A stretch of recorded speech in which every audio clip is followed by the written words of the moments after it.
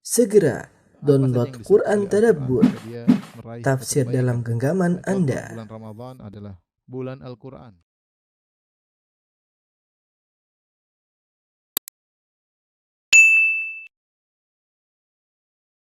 Bismillahirrahmanirrahim.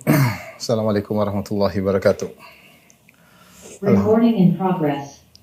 Alhamdulillahi ala ihsani wa syukru lahu ala taufiqihi wa amtinani wa asyhadu an la ilaha illallah wahdahu la syarika lahu ta'ziman li sya'ni wa asyhadu anna Muhammadan abduhu wa rasuluhu da'ila ridwanih.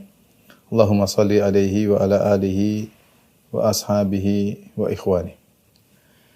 Para dokter yang dirahmati Allah Subhanahu wa taala, para pemirsa dimanapun Anda berada, pada kesempatan ini kita melanjutkan tentang hal-hal yang membatalkan keimanan seseorang yang masih terkait dengan rukun iman. Pada pertemuan lalu telah kita bahas di antara hal yang membatalkan keimanan seseorang adalah misalnya mengingkari hari kebangkitan, ya. Sudah kita bahas kemarin agak sedikit detail, dan pada kesempatan kali ini demikian juga kita bahas bagi orang yang mengingkari malaikat, ya, juga kufur kepada Allah Subhanahu wa taala, mengatakan hakikat malaikat tidak ada, hanyalah sekedar majaz, hanyalah kinayah dari suatu bisikan-bisikan dalam hati, ya. Maka ini juga merupakan kufuran karena malaikat adalah suatu yang gaib yang harus diimani, yang benar-benar ada. Masih ada beberapa hal yang terkait dengan rukun iman yang jika diingkari maka mengeluarkan seorang dari Islam, ya. Membatal keimanan.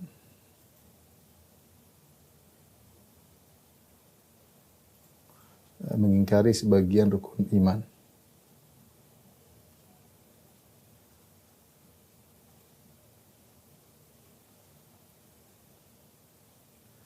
Di antaranya misalnya adalah mengingkari takdir.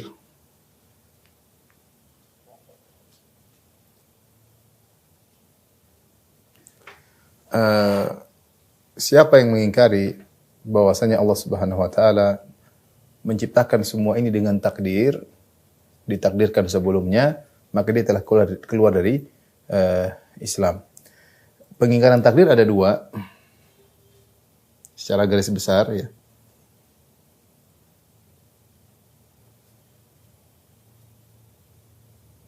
Yang pertama yang dilakukan oleh gulat al-qadariyah, yaitu qadariyah ekstrim.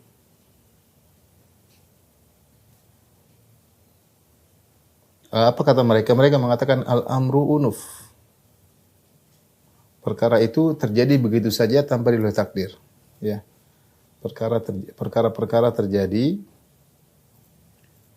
tanpa didahului takdir. Dan ini dikafirkan oleh para ulama. Dan ini awal muncul adalah di zaman Ibnu Umar radhiyallahu taala anhuma, sebagaimana disebutkan dalam hadis dalam Sahih Muslim tentang hadis Jibril, di mana ada dua orang tabi'in yang datang menemui Ibnu Umar kemudian bertanya tentang ada satu kaum di negeri mereka di Basrah yang mereka berdalam-dalam tentang ilmu sehingga berlebih-lebihan sehingga mereka masuk dalam ranah masalah takdir, ya, dipimpin oleh seorang namanya Ma'bad al-Juhani. Kemudian dia berpendapat setelah mengelola akalnya, ngotak-ngatik ayat-ayat dengan akalnya, sehingga dia berkesimpulan bahwasanya semua terjadi tanpa didahului takdir.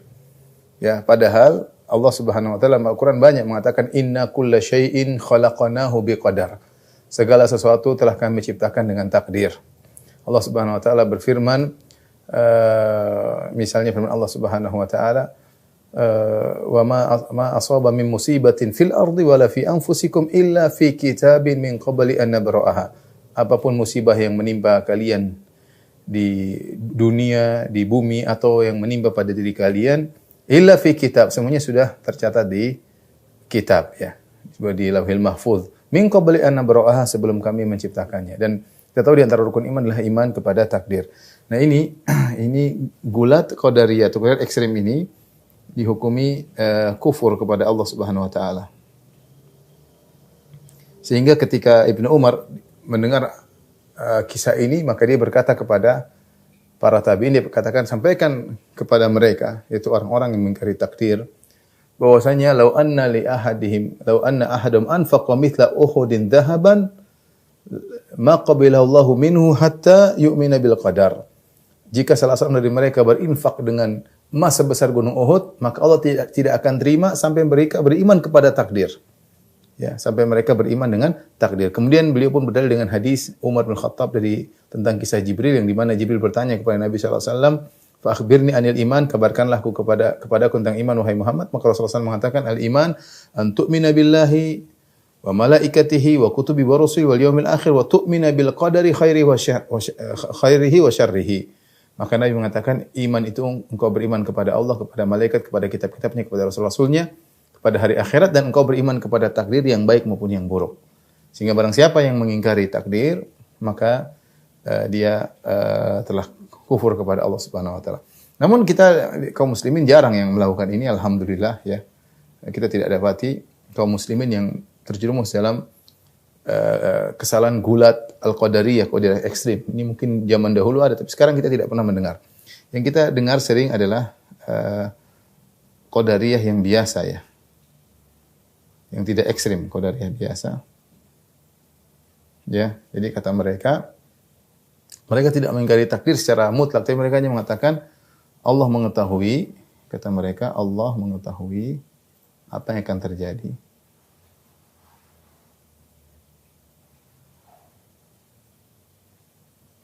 Akan terjadi. Namun bukan Allah yang menentukan atau menciptakan.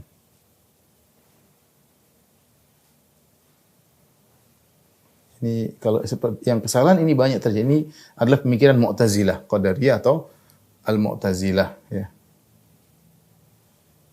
Jadi mereka mengatakan Allah Subhanahu wa taala hanya sekedar mengetahui, tapi bukan Allah yang mengeksekusi atau yang menentukan. Kita bilang tidak, bahwasanya yang benar Allah Subhanahu wa taala yang bukannya sekedar mengetahui, Allah juga yang mentakdir, Allah yang menciptakan segalanya. Jadi ini pembahasannya sudah kita bahas dalam masalah iman kepada takdir. Tapi yang ini tidak sampai kafir. Ini tidak sampai derajat kufur. Ini yang dibantah oleh Imam Bukhari dalam kitabnya Khalqu Af'alil Ibad, membantah pemikiran Al-Mu'tazilah Qadariyah, namun tidak sampai pada derajat kekufuran yang dikafirkan oleh para ulama yang model ini, gulat Qadariyah yang mengatakan bahwasanya tidak ada takdir. Allah tidak tahu sebelumnya, ya jadi perkara terjadi tanpa didahului oleh takdir, ya, yaitu Allah tidak mengetahui sebelumnya. Allah tidak mengetahui sebelum terjadi. Ini kalau ini kafir kepada Allah Subhanahu wa taala. Tapi ini di antara kekufuran terkait dengan iman kepada takdir.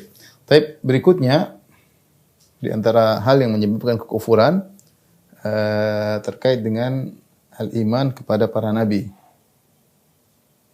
Kedua, iman kepada para nabi. Di antara praktek-praktek atau keyakinan-keyakinan yang menjadikan seorang keluar dari Islam jika dia mengingkari sebagian nabi, ya. Jika mengingkari sebagian nabi.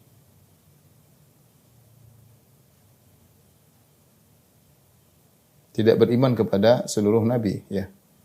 Kita orang Islam mengatakan la nufarriqu baina ahadin min rusulih. Kita tidak membedakan satu orang nabi pun dengan yang lain. Semua kita beriman. La nufarriqu baina ahadin min rusulih. Kita beriman pada seluruh nabi yang Allah sebutkan dalam Al-Qur'an, yang Nabi ceritakan dalam hadis-hadisnya, kita beriman seluruhnya adalah utusan-utusan Allah Subhanahu wa taala.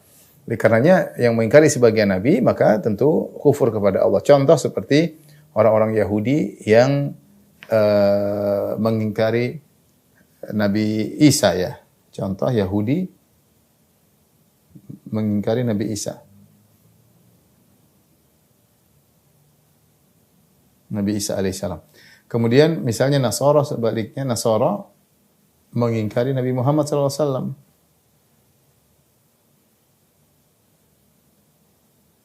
Tentu mereka keluar dari, atau mereka tidak dianggap beriman, ya. Adapun kita umat Islam beriman kepada Nabi Musa, beriman kepada Nabi Isa, dan kita beriman kepada Nabi Muhammad sallallahu alaihi wasallam, ya. Makanya ada buku bagus orang-orang Islam membantah orang Nasrani dengan judulnya itu Robihna bi Muhammadin walam nakhsar Isa. Kita beruntung beriman kepada Nabi Muhammad dan kita tidak rugi dengan kufur kepada Nabi Isa. Kita orang Islam beriman kepada Nabi Isa alaihissalam. Kita beriman Nabi Isa adalah hamba yang mulia, Nabi yang sangat mulia, tapi dia bukan seorang anak Tuhan, bukan seorang anak Tuhan. Jadi di antara bentuk kufur kepada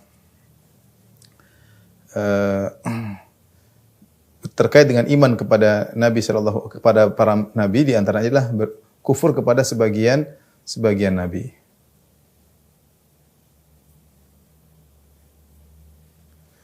Taib. Selanjutnya di antara bentuk kekufuran kepada nabi adalah mengingkari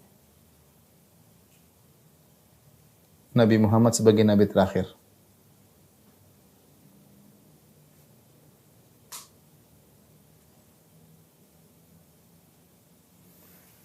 Dalam Al-Quran Allah Subhanahu wa taala mengatakan ma kana Muhammadun aba ahadin min rijalikum walakin rasulullah wa khataman nabiyyin. Muhammad bukanlah ayah dari salah seorang dari kalian, tapi dia seorang rasul. Kemudian kata Allah wa khataman nabiyyin, wa khataman nabiyyin. Penutup para nabi.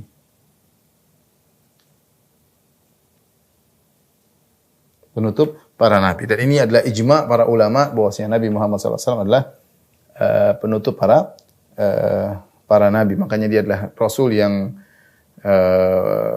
diutus kepada seluruh umat manusia karena dia adalah penutup para nabi. Dan dalil dari hadis juga banyak. Rasulullah SAW mengatakan wala nabiyya ba'di, tidak ada nabi setelahku.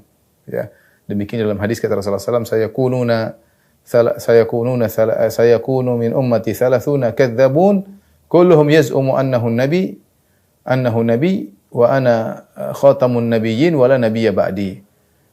Bahwasanya kata Nabi sallallahu alaihi wasallam akan ada dari umatku 30 orang yang aku sebagai nabi. Mereka pendusta 30 pendusta semuanya aku sebagai nabi, dan aku adalah penutup para nabi dan tidak nabi setelahku. Dalam hadis juga misalnya Rasulullah SAW menggambarkan, Rasulullah SAW melihat suatu bangunan yang indah, Rasulullah menggambarkan tentang para rasul tentang suatu bangunan yang indah, tapi masih ada satu tempat bata yang belum diletakkan, sehingga kuranglah indah rumah tersebut. Kata Nabi, fa'ana mawdi'ul labinah, aku adalah tempat bata tersebut terakhir. Jadi rumah sudah indah, tinggal satu bata yang belum. Kata Nabi, fa'ana mawdi'ul labinah, aku adalah tempat bata tersebut. Dengan dipasang bata tersebut, maka sempurnalah rumah tersebut, dan itu adalah bata yang terakhir. Nah, bentuk mengingkari Nabi Muhammad sebagai nabi terakhir banyak bentuknya. Bentuk-bentuknya di antaranya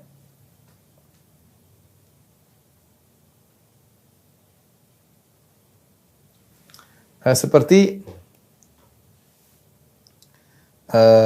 mengaku sebagai nabi baru.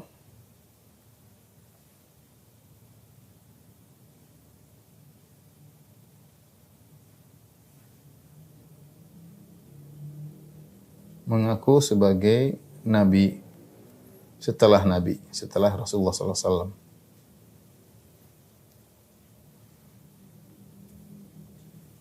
Setelah Rasulullah SAW. Dan ini sebagaimana tadi ini kalau mengaku ada ada nabi yang baru, berarti membatalkan firman Allah wa khataman nabiyyin, penutup para nabi. Berarti kalau ada nabi baru berarti nabi bukan penutup. Nabi bukan penutup. Maka muncullah nabi-nabi baru sejak di zaman Nabi sallallahu alaihi wasallam. Contoh siapa? Musailimah al-Kadzdzab, ya. Di antaranya Musailimah al-Kadzdzab, ya, dari Banu Hanifah. Ini zaman Nabi dia sudah ada. Ya. Kemudian di antaranya seperti Al-Aswad Al-Ansi.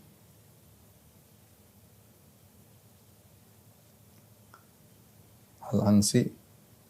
Kemudian di antaranya misalnya Mukhtar bin Abi Ubaid Ats-Tsaqafi. Mukhtar. Ini setelah Nabi SAW meninggal muncul Mukhtar bin Abi Ubaid Ats-Tsaqafi. Bahkan sebelumnya juga ada nabi wanita yaitu Sijah ya. Atau Sajah atau Sijah. Ya, nabi wanita, nabi perempuan. Ya, dan ini tentu merupakan kekufuran. Kata Allah Subhanahu wa taala, "Wa man adzlamu mimman iftara 'ala Allahi kadziban aw qala uhiya ilayya wa lam yuha ilaihi syai'. Wa man qala sa'unzilu mithla ma anzalallah." Siapakah yang paling berdusta kepada Allah Subhanahu wa taala? Yang paling zalim daripada orang yang berusaha nama Allah Subhanahu wa taala, ya. Mengatakan Allah bilang begini, Allah begini. Aw qala uhiya ilayya wa lam yuha ilaihi syai'. Atau dia berkata Allah telah memberi wahyu kepadaku, padahal Allah tidak pernah turunkan wahyu kepadanya. Wa man qala sa'unzilu misla ma anzalallah, dan ada yang demikian juga, tidak ada yang lebih zalim dari orang yang berkata aku akan turunkan seperti apa Allah yang Allah turunkan. Jadi di antara kezaliman yang sangat besar, au qala uhiya ilayya wa lam yuha ilaihi syai'. Dia berkata Allah telah beri wahyu kepadaku, padahal Allah tidak pernah beri wahyu kepadanya sama sekali. Ini mereka adalah orang-orang yang paling pendusta. Ya. Di antaranya Musailamah al-Aswad al-Ansi, Mukhtar Sijah, kemudian juga Tulaiha al-Asadi. Tapi Tulaiha al-Asadi ini dia sadar ya. Dia sadar, kemudian kalau tidak salah dia meninggal dalam jihad, dia kemudian sadar kembali dan dia jihad di jalan Allah Subhanahu wa taala. Tulaiha al-Asadiyah. Dia sempat membunuh 2 orang sahabat, di antaranya Uqasah bin Mihsan. Uqasah bin Mihsan dibunuh ketika dia mengejar Tulaiha, terjadi peperangan, akhirnya pertarungan, akhirnya Uqasah meninggal dunia.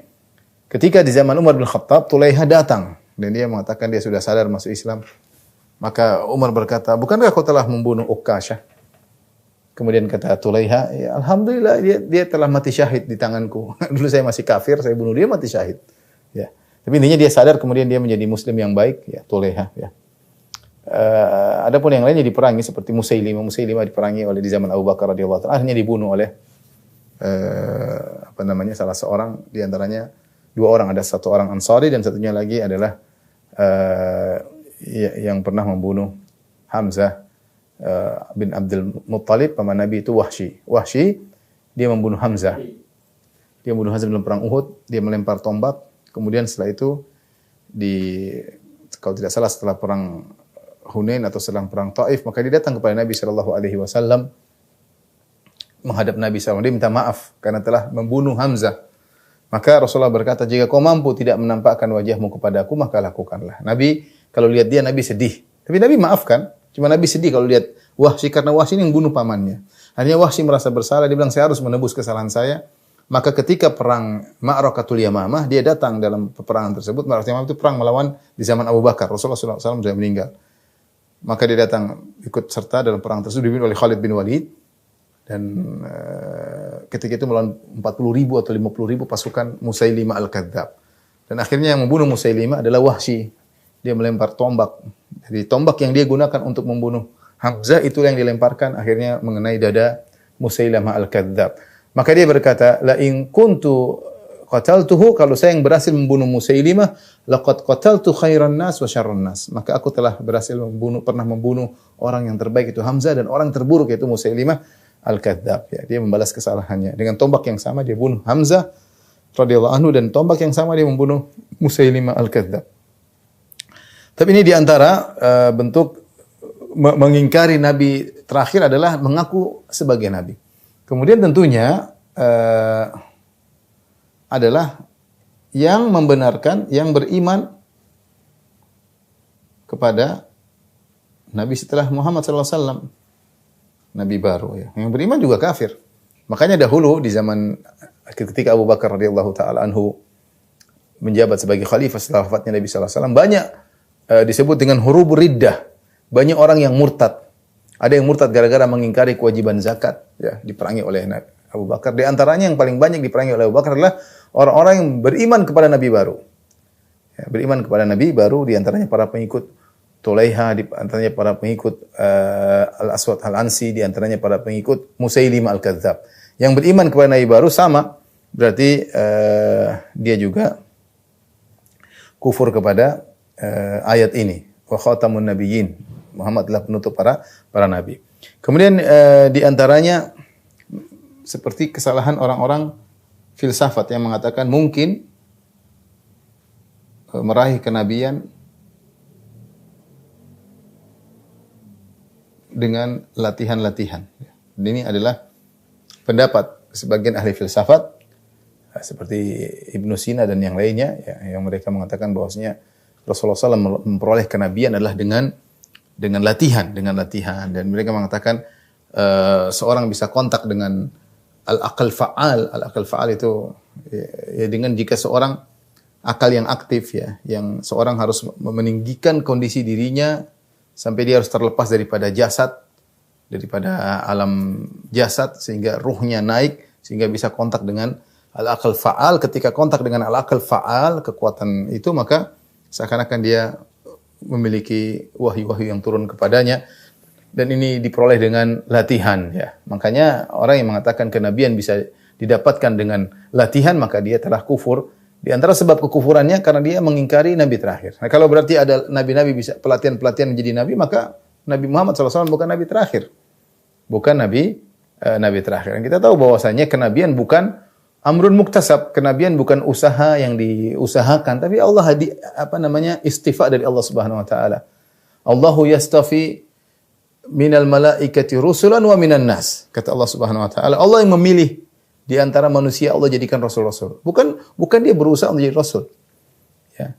Ya Musa, inni istafaituka 'alan nasi bikalami wa birisalati wa bikalami. Fakhudh ma ataituka wa kum minasyakirin. Allah berkata kepada Musa, wahai Nabi Musa, sungguhnya aku telah memilihmu dengan berbicara kepadamu dan sebagai rasulku. Jadi Allah memilih. Tidak Nabi Musa ceritanya nongkrong di goa, kemudian apa. Kondisi Nabi SAW ketika menjadi seorang Nabi bukan juga dengan latihan, tidak. Tapi Nabi tiba-tiba hubbiba ilaihi al-khala. Rasulullah SAW setelah sering mimpi, tanda-tanda kenabian, maka dia senang bersendirian. Tapi dia bukan sedang mencari kenabian. Makanya ketika datang malaikat Jibril, Rasulullah kaget. Rasulullah kaget, ketakutan. Bukan Rasulullah, ini yang saya cari-cari, saya jadi Rasul. Enggak. Memang dia kaget, tidak duga bahwasanya dia bakalan menjadi seorang Rasul. Dia tidak duga. Ya. Sampai akhirnya dinasihati oleh Khadijah dan dinasihati Rasulullah SAW oleh Waraqah ibn Naufal. Demikian juga ada Yahya sejak kecil di Nabi. Nabi Isa sejak kecil di Nabi.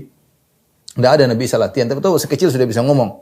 Inni Abdullah atani al-kitaba wa ja'alani nabiyya wa ja'alani mubarakan aina ma kuntu wa awsani bis salati waz zakati ma dumtu hayya, dan seterusnya. Tiba-tiba Nabi Isa masih kecil lagi digendong ibunya, dia berkata, sungguhnya aku adalah hamba Allah. Ataniyal kitaba, Allah berikan aku Injil. Wa ja'alani nabiyyan, Allah jadikan aku seorang nabi. Sejak kecil sudah diangkat jadi nabi, tidak latihan-latihan. Jadi pendapat yang mengatakan bahwasanya kenabian bisa diperoleh dengan dengan latihan, maka ini juga kekufuran, pembatal keimanan. Ya. Di antaranya ikhwan dan akhwat yang dirahmati Allah Subhanahu wa taala, di antara bentuk kekufuran juga terkait dengan hal ini, misalnya mengatakan bahwasanya ya,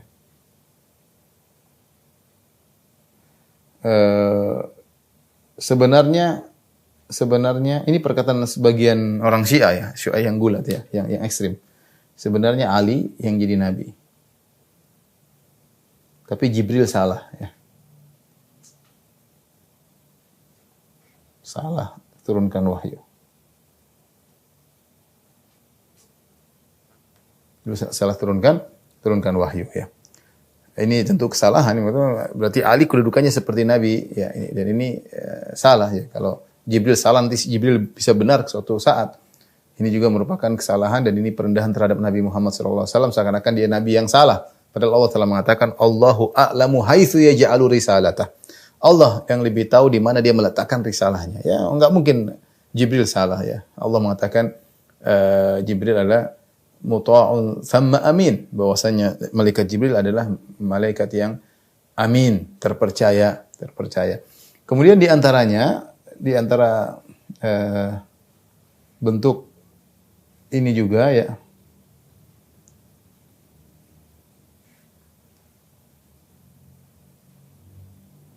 nomor 5, dan ini juga kesalahan orang Rafidhah, orang Syiah, yaitu menjadikan imam-imam mereka yang 12 orang ya, yang 12 orang kedudukannya seperti Nabi.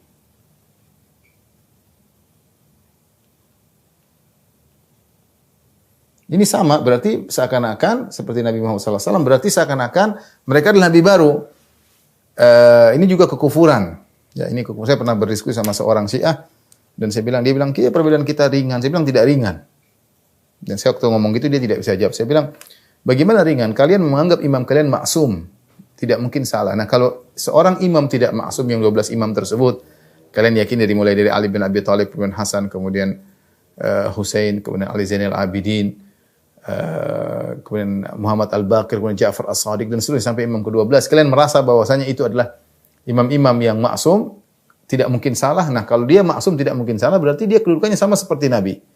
Sehingga perkataannya dan perbuatannya merupakan dalil. Jadi ini adalah kekufuran. Makanya saya sering sampaikan bahwasanya mereka memiliki buku-buku hadis bukan cuma seperti kita, Sahih Bukhari, Sahih Muslim. Mereka punya buku-buku hadis yang isinya bukan hadis-hadis Nabi saja, tapi perkataan-perkataan imam. Seperti kitab mereka Al-Kafi lil Kulaini. Ada kitabnya Al-Kafi, karangan Al-Kulaini. Isinya perkataan-perkataan imam.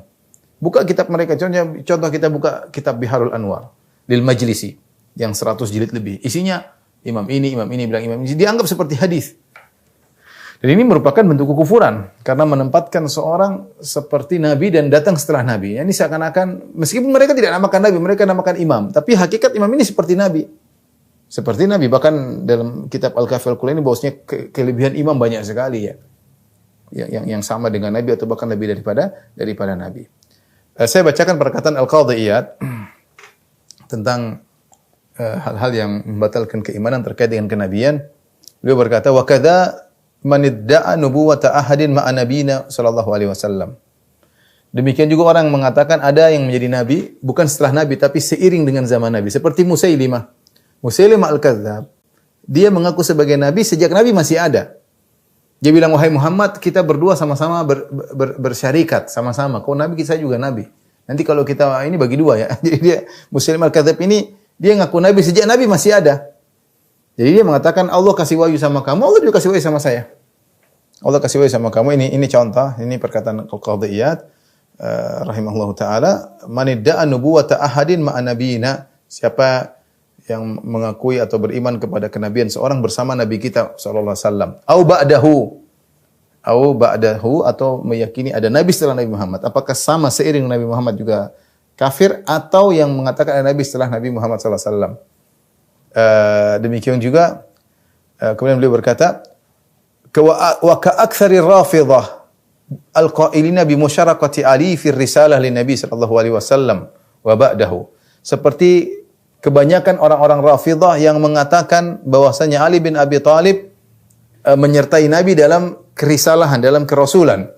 Menyertai Nabi dalam kerasulan. Ini mungkin kita tidak dapati zaman sekarang, tapi zaman dulu ada. Saya pernah ketemu dengan salah seorang dosen, dia mengatakan dia pernah berbicara dengan sebagian orang Syiah, dengar ceramah, sampai akhirnya ada suatu ceramah di situ dia mengatakan Jibril kemudian salah memberi wahyu, harusnya kepada Ali, kemudian beri kepada Muhammad. Dia bilang, sebentar, kau ngomong apa tadi? Ngomong Jibril salah kasih wahyu. Ya. Akhirnya dia tidak percaya kepada orang Syiah tersebut. Tapi apakah masih ada sampai sekarang? Wallahu a'lam. Tapi di zaman Al-Qadhi Iyad ada.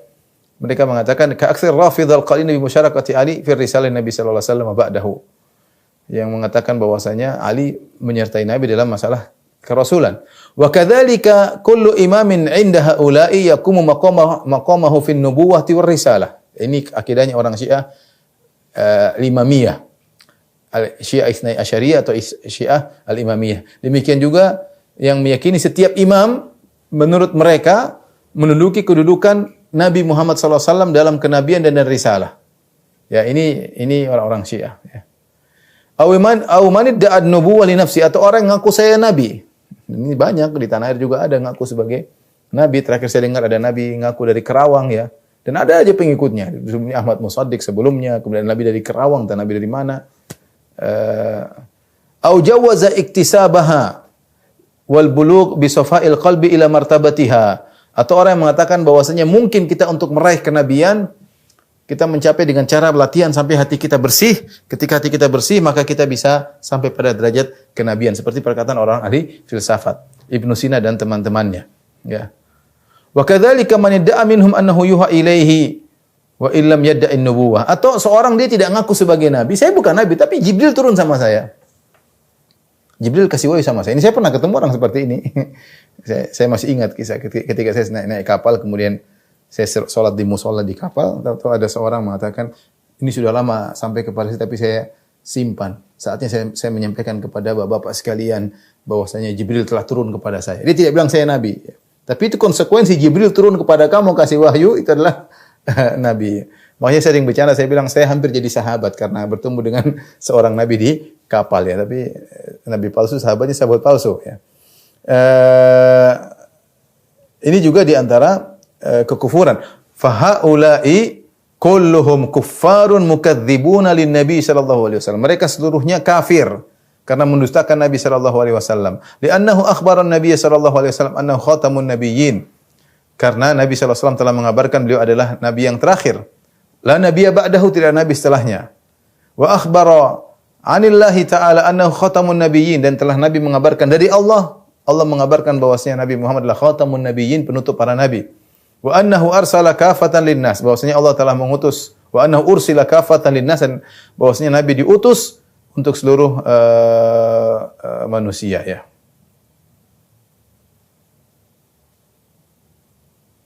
Jadi ini diantara hal-hal bentuk-bentuk pengingkaran terhadap Nabi sebagai Nabi yang terakhir yang kita sebutkan. Ada 1, 2, 3, 4, 5 model kekufuran.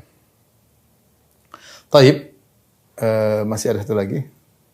Tolong Dian. Sudah? Taib, yang berikutnya di antara pembatal keimanan,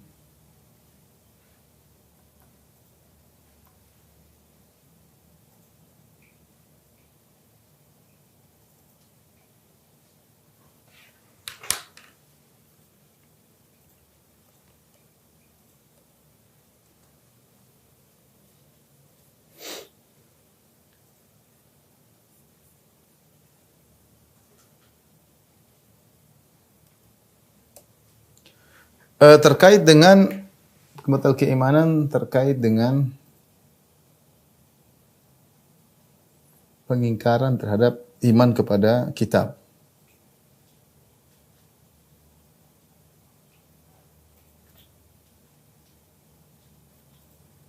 Iman kepada kitab-kitab suci. Ini juga ada beberapa bentuk, di antaranya seperti mengingkari, pertama, mengingkari sebagian kitab suci. Enggak boleh. Kita harus beriman kepada qul amantu billadzi katakanlah aku beriman kepada Alkitab yang Allah turunkan ya. Sebagian kitab-kitab suci ya. Kita tahu kitab suci ada beberapa. Suci misalnya yang sampai kepada kita, Suhuf Ibrahim. Setiap rasul ada yang mengatakan selalu membawa kitab suci. Suhuf Ibrahim, kemudian Taurat Musa. Ada yang mengatakan Suhuf Musa, Taurat atau bukan, ada khilaf, tapi Tauratnya Musa adalah kitab suci.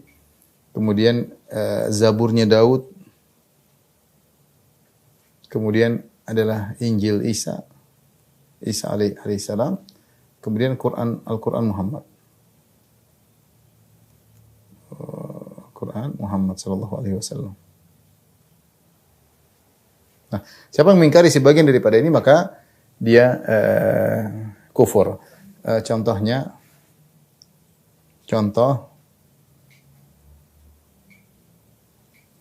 Yahudi mengingkari Injil. Yahudi mengingkari kenabian Nabi Isa alaihissalam, di antaranya karena Nabi Isa mengotak-ngatik sebagian hukum Taurat. Ya, Nabi Isa memansuhkan sebagian hukum Taurat. Ya, kata dalam Al-Quran Allah berkata, Nabi Isa berkata, "Wali uhilla lakum ba'dalladzi hurrima alaikum." Aku akan menghalalkan sebagian perkara yang diharamkan kepada kalian. Itu ada hal-hal dalam Taurat yang dimansuhkan oleh Nabi Isa. Ini membuat mereka tidak beriman. Banyak hal yang membuat mereka tidak beriman kepada Nabi Isa. Di antaranya Nabi Isa menolak mengotak-atik Taurat dengan mengatakan ada sebagian dari Taurat mansuh. Akhirnya mereka tidak beriman kepada Injil. Tidak beriman Nabi Isa, tidak beriman kepada Injil. Contohnya Nasara tidak beriman kepada Al-Quran. Karena tidak beriman kepada Nabi Muhammad SAW. Adapun kita beriman dengan semua kitab-kitab, namun kita tahu bahwasanya Taurat dan Injil telah mengalami distorsi, mengalami perubahan dan yang lainnya. Ya. Kemudian di antara bentuk kekufuran terkait dengan Al-Quran, ya.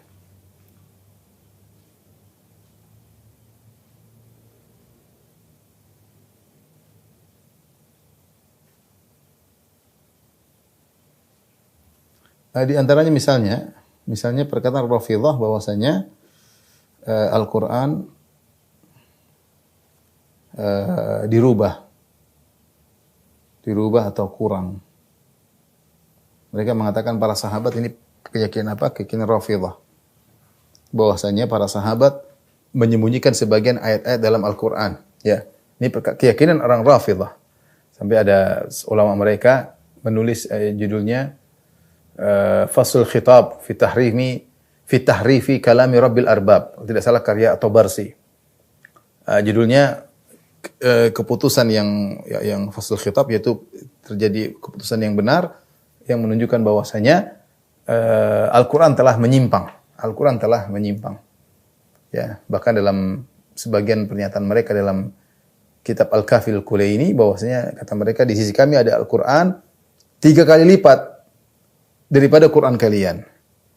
Laisa fihi harfun min hurufi Qur'anikum. Di Quran kita enggak ada satu huruf pun dari Quran kalian. Jadi mereka bilang namanya Mushaf Fatimah. Ini tidak ada, kenyataannya tidak ada. Tapi dalam keyakinan ada. Mereka mengatakan Quran sekarang ini mengalami perubahan-perubahan. Sebagian sahabat tidak amanah sehingga Quran dirubah-rubah. Oleh karenanya ketika Ibnu Hazm menjelaskan tentang hal ini, kemudian ada sebagian orang-orang kafir yang mengkritiki ketika Ibnu Hazm rahimahullah mengkritiki, mengatakan kitab suci kalian mengalami distorsi. Injil, perjanjian lama, perjanjian baru mengalami perubahan. Orang-orang ahlul kitab mengatakan kalian juga. Al-Quran juga mengalami perubahan. Jadi mereka bantah, mereka balik bantah Ibnu Hazm. Mereka mengatakan Al-Quran juga mengalami perubahan. Kata Ibnu Hazm, siapa yang bilang? Kata mereka Rafidhah. Kata Ibnu Hazm, Rafidhah itu laisu bimuslimin. Mereka bukan orang Islam.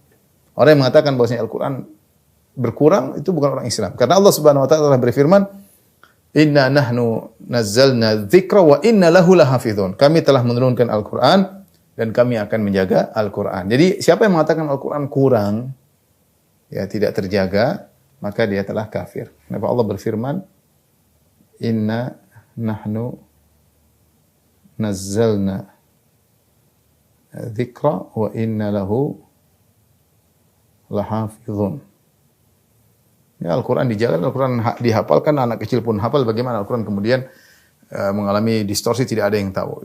Al-Quran diriwayatkan dari mutawatir. Banyak orang zaman sekarang yang punya sanad Al-Quran sangat banyak. Orang Indonesia saja punya banyak sanad Al-Quran. Ya. Taib ini diantara bahwasanya orang yang kafir terkait dengan iman kepada Al-Quran. Di antaranya juga misalnya mengatakan Al-Quran makhluk. Adalah makhluk. Dan ini ijma para ulama. Para ulama mengatakan man qala anna al-Qur'an makhluk faqad kafar. Di antaranya dari Imam Ahmad dan yang lainnya. Barang siapa mengatakan Al-Qur'an itu makhluk, maka dia telah kafir. Ini akidahnya Mu'tazilah. Akidah Mu'tazilah. Sampai sekarang masih ada akidah ini. Secara umum ini akidah kekufuran. Karena mereka meyakini sifat-sifat adalah makhluk. Kita bilang enggak, kalamullah adalah sifat Allah. Sifat Allah bukan makhluk. Sifat Allah sama seperti melihat, mendengar, kehidupan, kemudian sifat-sifat Allah banyak. Ilmu, kudrah, di antaranya berbicara. Allah punya sifat berbicara. Dan itu bukan makhluk. Sementara mereka mengatakan Al-Quran adalah pembicaraan Allah. Dan pembicaraan Allah adalah makhluk. Karena menurut Mu'tazilah, sifat-sifat semuanya makhluk. Ini sudah kita bahas dalam masalah Tauhid al-Asma wa Sifat. Ya. Karena mereka punya logika, orang Mu'tazilah ini mengatakan bahwasanya Allah itu zat doang, zat yang ada di zaman azali, tidak bersama dengan sifat. Sifat-sifat adalah makhluk. Kalau kita mengatakan sifat-sifat juga adalah qadim, azali, berarti kita mengatakan Tuhan berbilang. Jadi mereka membayangkan zat terpisah dengan sifat. Yang qadim, yang azali cuma zat, sifat-sifat tidak, sifat-sifat ini makhluk belakangan. Karena kalau mereka mengatakan sifat-sifat ini azali, seperti zat Allah, maka kata mereka berarti syirik, berarti Tuhan ada berbilang. Kita bilang Tuhan 3 saja kafir seperti Nasara, apalagi kita bilang sifat-sifat Allah adalah qadim azali. Jadi mereka menolak. Mereka memang sifat-sifat Allah adalah zat. Adalah zat di antaranya kalamullah, firman Allah Subhanahu wa taala. Adapun kita Ahlussunnah mengatakan Allah azali berserta dengan sifat-sifatnya. Sejak zaman azali Allah Subhanahu wa taala sudah melihat, sudah mendengar, sudah bisa berbicara. Allah Subhanahu wa taala berilmu, berkudrah, beriradah. Bukan zat terpisah daripada sifat. Ini hanyalah khayalan yang mereka namakan dengan zat mujarrad. Dan ini terpengaruh dari akidah para filsuf Yunani. Ini pembahasan khusus pernah saya jelaskan, tapi intinya ini adalah kekufuran. Ini adalah kekufuran, dan ini sempat ramai di zaman Khulafa al-Abbasiyun, di zaman Al-Ma'mun, kemudian Al-Mu'tasim, kemudian Al-Wathiq atau Al-Mutawakkil, dan akhirnya para ulama banyak yang disiksa gara-gara tidak mau mengatakan Al-Quran itu makhluk. Kemudian Ibnu Hazm juga menyebutkan di antara kekufuran, ini perkataan Ibnu Hazm, dia mengatakan yang menyatakan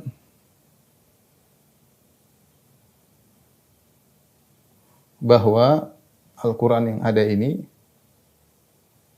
hanyalah hikayat, hanyalah ibarat atau hikayat dari firman Allah dan bukan firman Allah.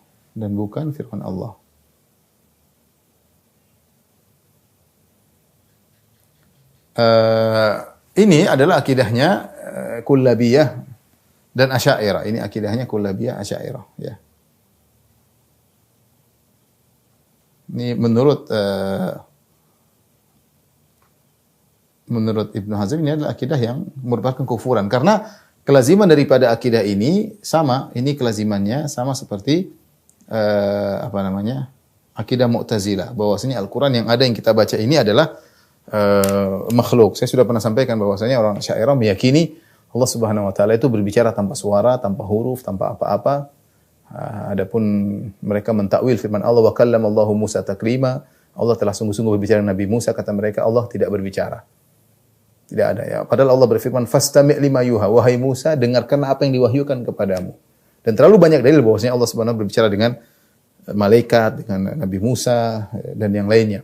Tapi kata mereka, logika mereka mengatakan Allah itu harus statis, dan statis itu menunjukkan tidak boleh ada pembicaraan. Namanya pembicaraan itu tidak statis. Allah bilang begini, Nabi Musa bilang gini, Allah jawab begini, namanya tidak statis, tapi ada dinamis dan berubah. Itu bukan sifat Tuhan. Mereka terjebak dengan subhatnya Aristoteles dan Plato dan Plotinus yang mengatakan bahwasanya Tuhan itu harus statis, karena Tuhan sudah di puncak kesempurnaan, maka tidak boleh dinamis.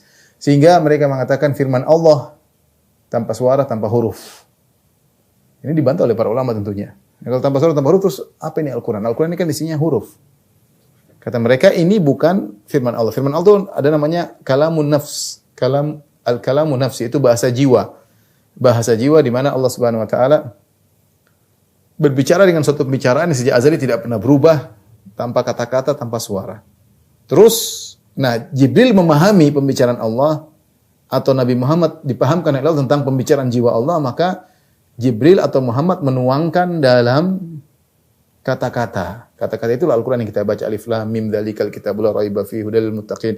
Idza zulzilatil ardu zilzalaha tabbat yada abi lahabi wa tabb. Alhamdulillahil alamin arrahmanir rahim maliki yaumiddin. Ini semua bukan firman Allah. Ini hanyalah hikayat atau ibarat ungkapan dari bahasa jiwa Allah. Sederhananya begini, seperti ada orang bisu, dia ada bahasa, dia punya pembicaraan dalam jiwanya. Dia tapi tidak bisa mengungkapkan. Nah, kita memahami maksud dia itu begini, maka kita pahami dengan ungkapan. Kita bilang, ini orang bisu ini maksudnya dia ngomong gini. Kita memahami. Tapi bukan kita ngomong ini bukan omongan dia. Itu hanya makna ibarat dari bahasa jiwanya orang bisu tersebut. Ini sederhananya. Nah, Ibnu Hazm mengatakan pemahaman seperti ini merupakan kekufuran karena melazimkan Al-Qur'an di depan kita ini bukan firman Allah. Dan kelazimkan bahwasanya Al-Qur'an depan kita ini adalah makhluk ya, karena bukan firman Allah Subhanahu wa taala. Tapi di antara kufur kepada Al-Qur'an misalnya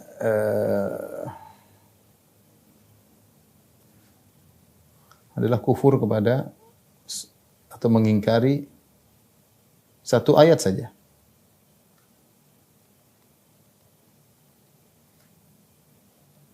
Tentu para ulama mengatakan orang yang satu ayat saja maka kafir ya. Afatu'minu bi ba'dil kitab wa takfuruna bi ba'd? Apa kalian kufur kepada sebagian ayat, sebagian kitab, dan kalian beriman kepada sebagian kitab? Orang Yahudi. Ya. Tidak boleh, kita harus beriman kepada seluruh ayat-ayat Allah Subhanahu wa taala ya.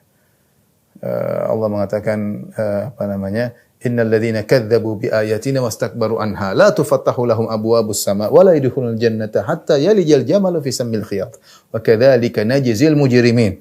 Kata Allah Subhanahu wa taala, sungguhnya orang-orang yang mendustakan ayat-ayat kami dan sombong untuk melaksanakan ayat kami, la tufattahu lahum abwabus sama, tidak akan dibukakan bagi mereka pintu-pintu langit. Wala yadkhulunal jannah, dan mereka tidak bakalan masuk surga hatta yalijal jamalu fi sammil khiyat, sampai ada onta masuk dalam lubang jarum. Kalau ada onta bisa masuk dalam lubang jarum, baru mereka bisa masuk surga. Ini ungkapan kemustahilan, karena nggak mungkin onta dimasukkan dalam lubang jarum. Kecuali lubang jarumnya digedein. Tapi ini jarum kecil, onta besar gimana mau dimasukkan dalam lubang jarum? Onta adalah hewan paling besar yang dilihat oleh orang-orang Arab ya, sehingga dijadikan pepatah hatta yalijal jamalu fi samil khiyat, sampai onta bisa masuk lubang jarum, maksudnya kemustahilan. Menunjukkan orang yang mendustakan satu ayat saja, tidak percaya ayat ini. Ayat apapun dia tidak percaya. Ya. Mungkin menurut dia ini tidak sesuai dengan tidak sesuai dengan sains, tidak percaya sudah. Tidak percaya, kufur kepada Allah Subhanahu wa taala. Tahu ini ayat dari Allah, dari Al-Qur'an, dia tidak percaya, berarti dia kufur kepada Allah Subhanahu wa taala. Taib ini para dokter yang hati Allah Subhanahu wa taala yang bisa kita sampaikan pada kesempatan kali ini. Jadi kita sudah bahas tentang pembatal keislaman yang terkait dengan iman kepada takdir, kemudian iman kepada para nabi, dan juga iman kepada kitab-kitab suci. Demikian para dokter yang rahmati Allah Subhanahu wa taala, para guru, apa yang bisa kita sampaikan kurang lebih saya mohon maaf. Wabillahi taufiq wal hidayah. Assalamualaikum warahmatullahi wabarakatuh.